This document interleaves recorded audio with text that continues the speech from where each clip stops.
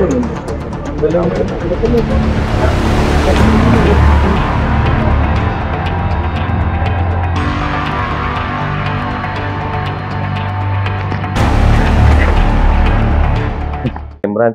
Police station का हमारे inspector साहब है, हम सब इंस्पेक्टर और हम 4 आदमी उधर से आया था। 2 दिन से इधर असम में मिर्गांव में था।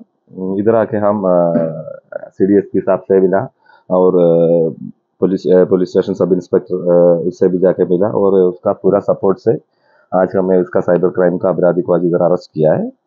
अभी बाकी उसका प्रोसीडिंग्स हो रहा है। किस अपराध में कितने ट्रांजेक्शन हुआ है साइबर पर?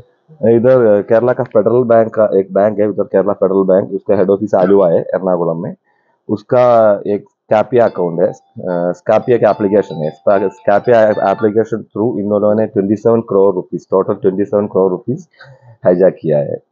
केस तो फेडरल बैंक का पिटीशन से केस लिया गया है। उधर केरला क्राइम 392/24 है, 2024 का केस है। उसका इन्वेस्टिगेशन में हम देखा तो ये इसका मेन अक्यूज है तो सिराजुल इस्लाम। उसको हमारे उसका अकाउंट डिटेल्स और उसका बाकी सब डिजिटल डिटेल्स लिया तो मेन अक्यूज हुए। सिर्फ इसका अकाउंट से 4 करोड़ रुपए से ज्यादा ट्रांजैक्शन हुआ है। उसी एविडेंस के हिसाब इधर आया था, CDSP के हिसाब से मिला था सारी, इसका डायरेक्शन से हम स्टेशन में गया, ऐसे हिसाब से मिला। उसका सब पूरा सपोर्ट से आज उसको अरेस्ट किया है। तो बाकी उसका घर में जाके क्या बोलते हैं सर्च किया तो उसका एक 27 लाख रुपीस वाला एक कार मिला है और बाकी डिटेल्स हम देख रहे हैं। इसका जो प्रॉपर्टी है क्या होगा? उसका प्रॉपर्टी के बारे में हमें ज़्यादा करना पड़ेगा। इसका प्रॉपर्टी क्या किस में यूज़ हुआ है, वो कुछ लैंड लिया है, कुछ बनाया है या कुछ परचेज किया है, ये सब बाद में देखेगा। इन्वेस्टिगेशन साइड में वो सब हो जाएगा। বিশাল সম্প্ৰীতি গৰাকী হৈছে নাই বোৱালগুৰি এৰিয়াটোত কিমানখিনি চাইবাৰ ক্ৰিমিনেল আছে সকলোৱে গম পায় আৰু ভাৰতবৰ্ষৰ এটা হটস্পট। যে যোৱাকালি কেৰেলাৰ পুলিচৰ 4জন অফিচাৰ আহিলে যে তেওঁলোকৰ এগেইনষ্টত ইয়াতে এজন চাইবাৰ ক্ৰিমিনেল নাম সিৰাজুল ইছলাম, তেওঁৰ এগেইনষ্টত তাত 2টা কেছ ৰেজিষ্টাৰ হৈ আছে আৰু ইতিমধ্যে আমাৰ ইয়াতো লাহৰীঘাট থানাটোত তাৰ এগেইনষ্টত 3টা কেছ ৰেজিষ্টাৰ হৈছে। অলৰেডি জুডিচিয়েল কাষ্টডিলৈ ফৰৱাৰ্ডো কৰা গ'ল। কিন্তু যোৱাকালি যিটো ঘটনা তেখেতলোকে যিটো দেখালে, ফেডাৰেল বেংকৰ কেৰেলাৰ ফেডাৰেল বেংকৰ এটা ব্ৰাঞ্চৰ পৰা 27 ক্ৰ'ৰ্ছৰ ট্ৰেনজেকশ্যন হৈছে।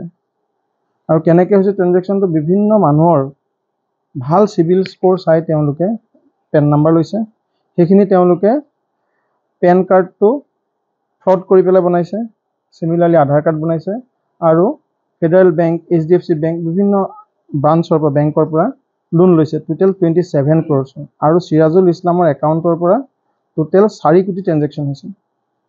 তো সেইখিনি ডকুমেণ্টাৰী যিখিনি এভিডেঞ্চ, ডিজিটেল এভিডেঞ্চ তেওঁলোকে লৈ আনিছে, আমি চালোঁ হয় জেনুইন কেছ। গতিকে সেইকাৰণে তেওঁলোকক কালিৰ পৰা 2 দিন ইয়াতে আছে, আমি তাক আজি কৰায়ত্ব কৰিবলৈ সক্ষম হ'ম। ক'ৰ পৰা এৰেষ্ট কৰিছে?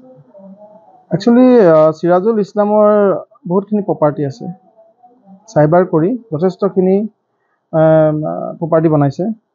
আপোনালোকে নিজে দেখিছে, ঘৰটোলৈ গ'লে আপোনালোকে ইমান ধুনীয়া ঘৰ মানে য'তে দেখিবলৈ পোৱা নাযায়। আৰু লগতে তেওঁ এখন এইটো ফাৰ্ম আছে, ডেইলি প্ৰায় 4-5 হাজাৰ টকা আণ্ডা ওলায়, তাৰ এটা ফাৰ্ম আছে। ৰাতিপুৱা ফাৰ্মত আহোঁতে আমি আমাৰ চ'ৰ্চৰ মাধ্যমেৰে তেওঁক কৰায়ত্ব কৰা গৈছে। কিবা জব্দ কৰিছে নেকি? জব্দ প্ৰসংগত বৰ্তমানলৈকে আমি তেওঁ ঘৰত গ'লোঁ, হাউচ চাৰ্চ কৰিলোঁ, যিখিনি ইনক্ৰিমিনেটিং মেটেৰিয়েল পোৱা গৈছে সেইখিনি চিজ কৰা গৈছে। তেওঁ এখন আমি 22-25 লাখ টকীয়া গাড়ী এখন পাইছোঁ, সেইখিনি আমি কেৰেলা পুলিচৰ লগত আলোচনা কৰি আইনী প্ৰক্ৰিয়াৰে আমাৰ SP ছাৰ, ক্ৰাইম ছাৰ তেওঁলোকৰ লগত আলোচনা কৰি তেওঁক এই বিষয়টোৰ ওপৰত সিদ্ধান্ত লোৱা যাব। আৰু এইখিনিতে মই আপোনালোকক সকলোৰে আগত বোৱালগুৰি, লাহৰীঘাট বা এই অঞ্চলৰ যিমানখিনি চাইবাৰ ক্ৰিমিনেল, আজি নতুন চাইবাৰ ক্ৰিমিনেল নে পুৰণা চাইবাৰ ক্ৰিমিনেল সেইটো মেটাৰ নহয়। বহুতে ভাবি আছে আমি আগতে চাইবাৰ ক্ৰাইম কৰিলোঁ, বহুত টকা এতিয়া আমি পুলিচে নধৰে, তেনেকৈ কোনো হ'ব নোৱাৰে। ডিজিটেল এভিডেঞ্চ, ডিজিটেল যিটো চেইন, এইটো ইৰেজ কৰাটো ইজি নহয়। গতিকে আমি সকলোকে সতৰ্কবাণী শুনাই দিছোঁ।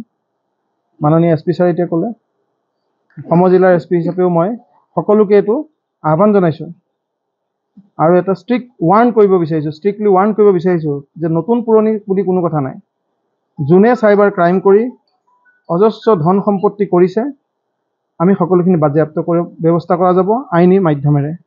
গতিকে সকলোকে এটি ষ্ট্ৰিক্টলি ৱাৰ্ণ কৰি দিয়া গৈছে যাতে তেওঁলোকে এইটো ভুলতো ভাবিব নালাগে যে আমি আগতে চাইবাৰ কৰিলোঁ, এতিয়া ইয়াত খুল্লম খোলা ঘূৰি থাকিব, তেনেকুৱা নহয়। প্ৰত্যেকজন চাইবাৰ ক্ৰিমিনেলকে আমি আইনৰ আওতালৈ আনিম আৰু দোষীক আমি যেনেধৰণে শাস্তি দিব লাগে তেনেধৰণে শাস্তি দিয়া যাব।